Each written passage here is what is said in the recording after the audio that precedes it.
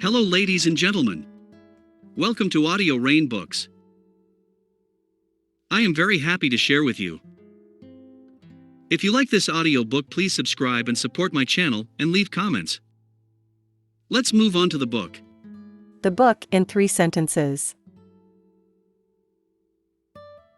Anytime you want to make a change in your life, the first thing you need to do is to raise your standards and believe you can meet them. We must change our belief system and develop a sense of certainty that we can and will meet the new standards before we actually do. It's not what we do once in a while that shapes our lives, but what we do consistently. The 5 big ideas.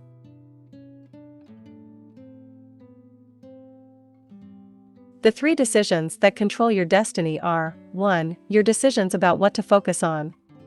2. Your decisions about what things mean to you. 3. Your decisions about what to do to create the results you desire. By changing any one of these 5 elements, whether it's a core belief or rule, a value, a reference, a question, or an emotional state, you can immediately produce a powerful and measurable change in your life. Everything you and I do, we do either out of our need to avoid pain or our desire to gain pleasure. It's not the events of our lives that shape us, but our beliefs as to what those events mean. Focus on where you want to go, not on what you fear. Awaken the giant within. Summary.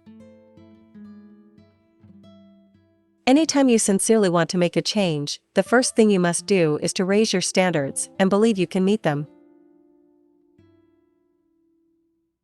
We must change our belief system and develop a sense of certainty that we can and will meet the new standards before we actually do.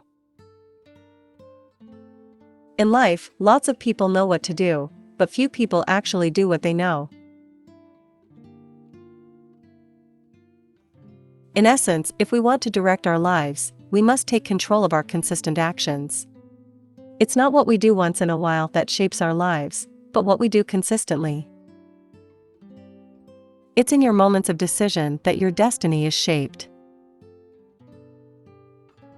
Not only do you have to decide what results you are committed to, but also the kind of person that you're committed to becoming. If you don't set a baseline standard for what you'll accept in your life, you'll find it's easy to slip into behaviors and attitudes or a quality of life that's far below what you deserve.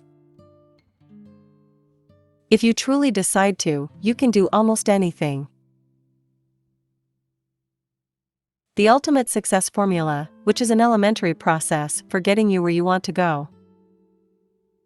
Decide what you want. Take action. Notice what's working or not, and change your approach until you achieve what you want.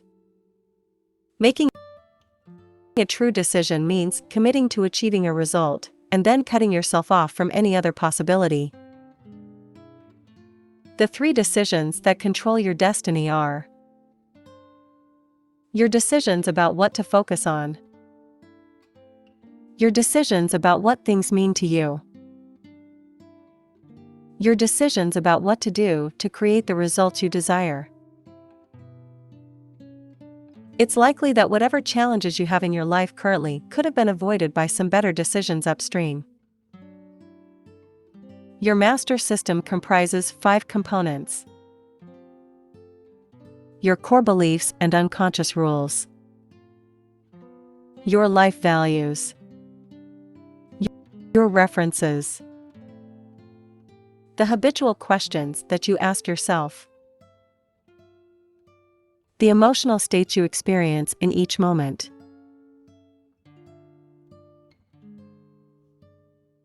By changing any one of the 5 elements, whether it's a core belief or rule, a value, a reference, a question, or an emotional state, you can immediately produce a powerful and measurable change in your life. Success is the result of good judgment. Good judgment is the result of experience, and experience is often the result of bad judgment. In order to succeed, you must have a long-term focus. God's delays are not God's denials. Often, what seems impossible in the short term becomes very possible in the long term if you persist. Remember the true power of making decisions. Realize that the hardest step in achieving anything is making a true commitment, a true decision. A critical rule I've made for myself is never to leave the scene of a decision without first taking a specific action toward its realization. Make decisions often and learn from them. When experiencing a problem, ask yourself, what's good about this? What can I learn from this? Stay committed to your decisions, but stay flexible in your approach. Know that it's your decisions, and not your conditions, that determine your destiny. Everything you and I do, we do either out of our need to avoid pain or our desire to gain pleasure. For most people, the fear of loss is much greater than the desire for gain. Why is it that people can experience pain yet fail to change? They haven't experienced enough pain yet, they haven't hit what Robbins calls emotional threshold. If we link massive pain to any behavior or emotional pattern, we will avoid indulging in it at all costs. It's our neuroassociations, the associations we've established in our nervous systems, that determine what we'll do.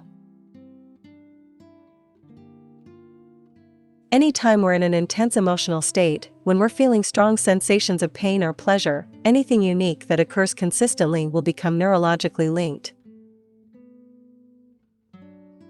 Most of us base our decisions about what to do on what's going to create pain or pleasure in the short term instead of the long term.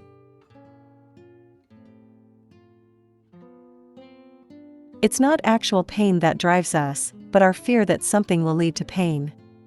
And it's not actual pleasure that drives us, but our belief, our sense of certainty, that somehow taking a certain action will lead to pleasure. We're not driven by the reality, but by our perception of reality. Remember, anything you want that's valuable requires that you break through some short-term pain in order to gain long-term pleasure. It's not the events of our lives that shape us, but our beliefs as to what those events mean. It's never the environment, it's never the events of our lives, but the meaning we attach to the events, how we interpret them, that shapes who we are today and who we'll become tomorrow. Beliefs are the guiding force that tell us what will lead to pain and what will lead to pleasure. Whenever something happens in your life, your brain asks two questions. Will this mean pain or pleasure? What must I do now to avoid pain and or gain pleasure? The challenge is threefold. Most of us do not consciously decide what we're going to believe. Often our beliefs are based on misinterpretation of past experiences. Once we adopt a belief, we forget it's merely an interpretation. Global beliefs are the giant beliefs we have about everything in our lives, beliefs about our identities, people, work, time, money, and life itself, for that matter. These giant generalizations are often phrased as is/am/are, life is, I am, people are.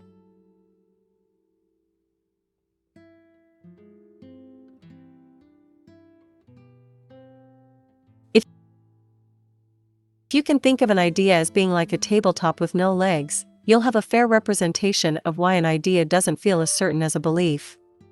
Without any legs, that tabletop won't even stand up by itself. Belief, on the other hand, has legs. If you really believe, I'm sexy, how do you know you're sexy? Isn't it true that you have some references to support the idea, some experiences in life to back it up? Those are the legs that make your tabletop solid, that make your belief certain. Sometimes we gather references through information we get from other people, or from books, tapes, movies, and so on. And sometimes we form references based solely on our imagination. The strongest and most solid legs are formed by personal experiences that we have a lot of emotion attached to because they were painful or pleasurable experiences.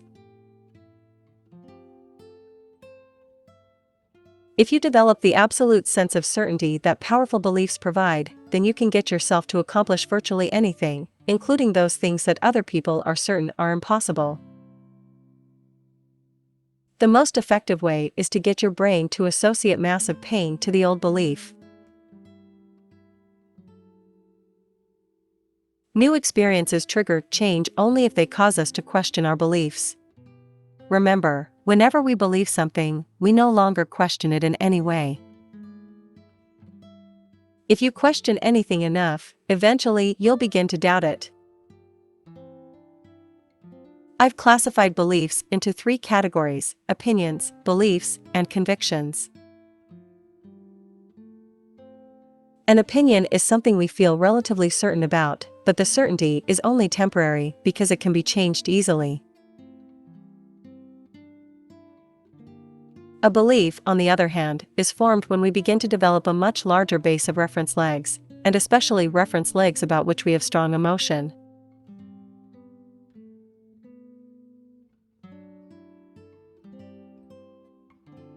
A conviction, however, eclipses a belief, primarily because of the emotional intensity a person links to an idea. A person holding a conviction does not only feel certain, but gets angry if their conviction is even questioned. A person with a conviction is unwilling to ever question their references, even for a moment. They are totally resistant to new input, often to the point of obsession. Someone with a conviction is so passionate about their belief that they're even willing to risk rejection or make a fool of themselves for the sake of their conviction. So how can you create a conviction? Start with the basic belief.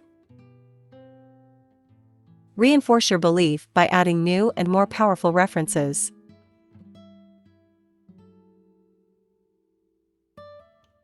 Then find a triggering event, or else create one of your own. Associate yourself fully by asking, "What will it cost me if I don't?" Ask questions that create emotional intensity for you. Finally, take action. Each action you take strengthens your commitment and raises the level of your emotional intensity and conviction.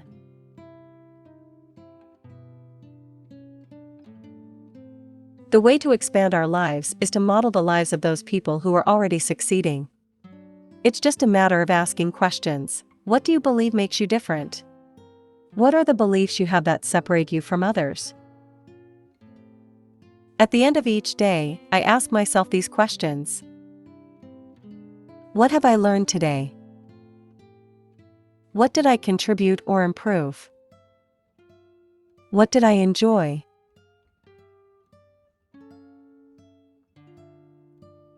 NAC is a step-by-step process that can condition your nervous system to associate pleasure to those things you want to continuously move toward and pain to those things you need to avoid in order to succeed consistently in your life without constant effort or willpower. We all want to change either one, how we feel about things, or two, our behaviors. There are 3 specific beliefs about responsibility that a person must have if they're going to create long-term change.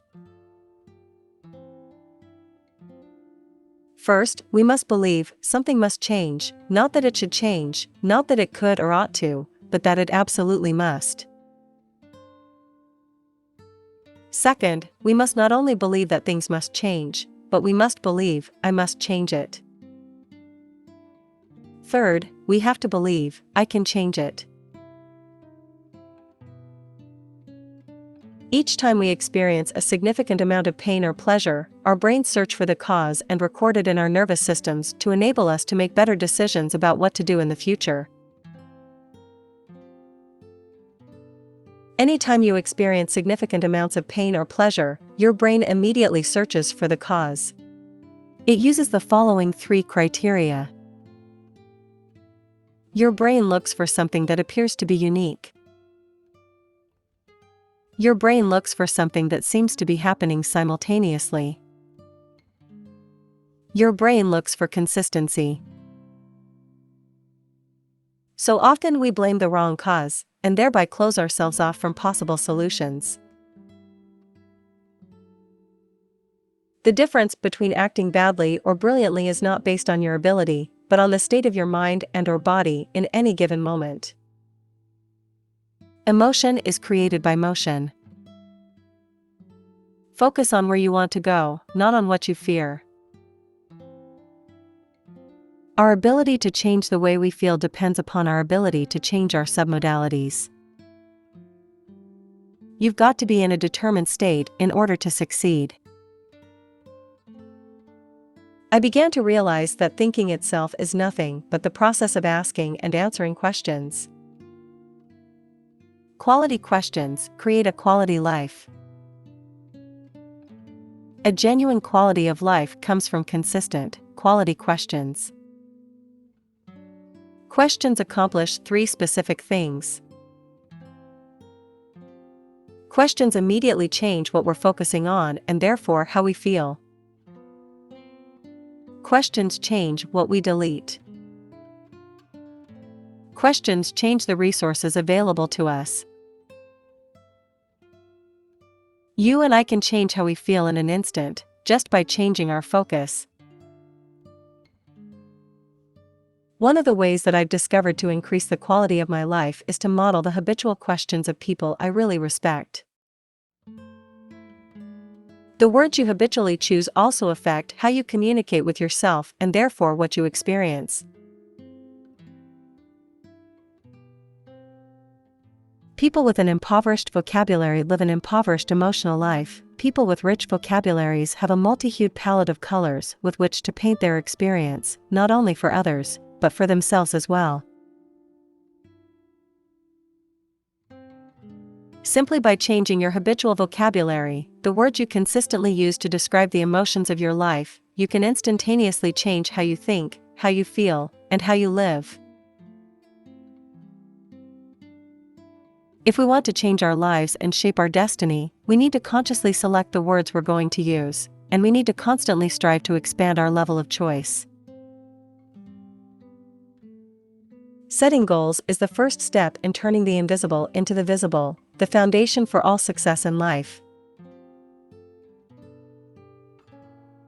All goal setting must be immediately followed by both the development of a plan and massive and consistent action toward its fulfillment. It's not just getting a goal that matters, but the quality of life you experience along the way. Remember, our goal is not to ignore the problems of life, but to put ourselves in better mental and emotional states where we can not only come up with solutions, but act upon them. We must remember that all decision-making comes down to values clarification. The only way for us to have long-term happiness is to live by our highest ideals, to consistently act in accordance with what we believe our life is truly about. Many people know what they want to have, but have no idea of who they want to be. Remember that your values, whatever they are the compass that is guiding you to your ultimate destiny. Anytime you have difficulty making an important decision, you can be sure that it's the result of being unclear about your values. To value something means to place importance upon it. Anything that you hold dear can be called a value. So often people are too busy pursuing means values that they don't achieve their true desire, their ends values. The hierarchy of your values is controlling the way you make decisions in each moment. We must remember, then, that any time we make a decision about what to do, our brain first evaluates whether that action can possibly lead to either pleasurable or painful states. Most of us have created numerous ways to feel bad, and only a few ways to truly feel good. How do we know if a rule empowers or disempowers us? There are 3 primary criteria. It's a disempowering rule if it's impossible to meet. A rule is disempowering if something that you can't control determines whether your rule has been met or not. A rule is disempowering if it gives you only a few ways to feel good and lots of ways to feel bad.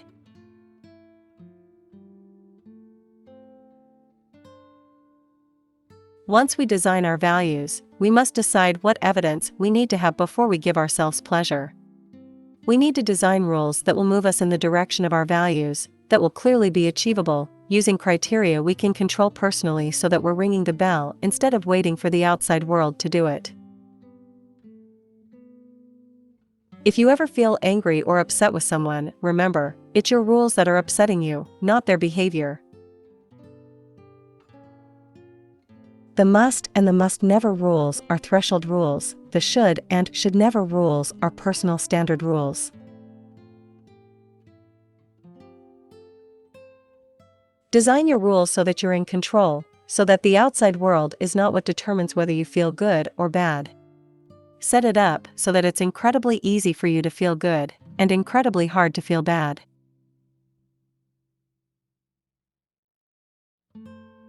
The larger the number and greater the quality of our references, the greater our potential level of choices. A larger number and greater quality of references enables us to more effectively evaluate what things mean and what we can do. Once again, it's not our references, but our interpretations of them, the way we organize them, that clearly determine our beliefs. The key is to expand the references that are available within your life. Consciously seek out experiences that expand your sense of who you are and what you're capable of, as well as organize your references in empowering ways. The way we use our references will determine how we feel, because whether something is good or bad is all based on what you're comparing it to.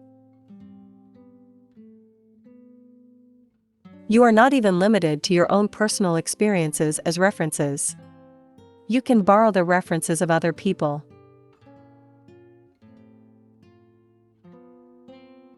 Limited references create a limited life. If you want to expand your life, you must expand your references by pursuing ideas and experiences that wouldn't be a part of your life if you didn't consciously seek them out. We all will act consistently with our views of who we truly are, whether that view is accurate or not.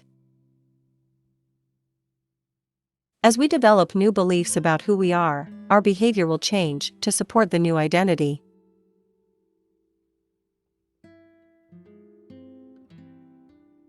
If you've repeatedly attempted to make a particular change in your life, only to continually fall short, invariably the challenge is that you were trying to create a behavioral or emotional shift that was inconsistent with your belief about who you are.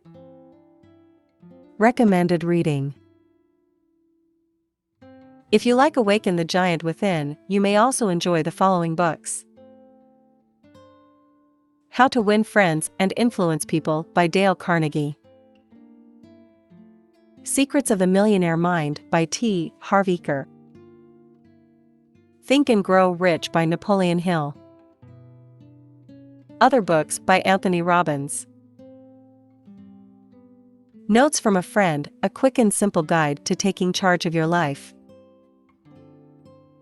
Unlimited Power, the New Science of Personal Achievement. By the book, Awaken the Giant Within. Thank you for listening this audiobook. I am very happy to share with you. If you like this audiobook, please subscribe and support my channel and leave comments. Have a nice day. Bye bye.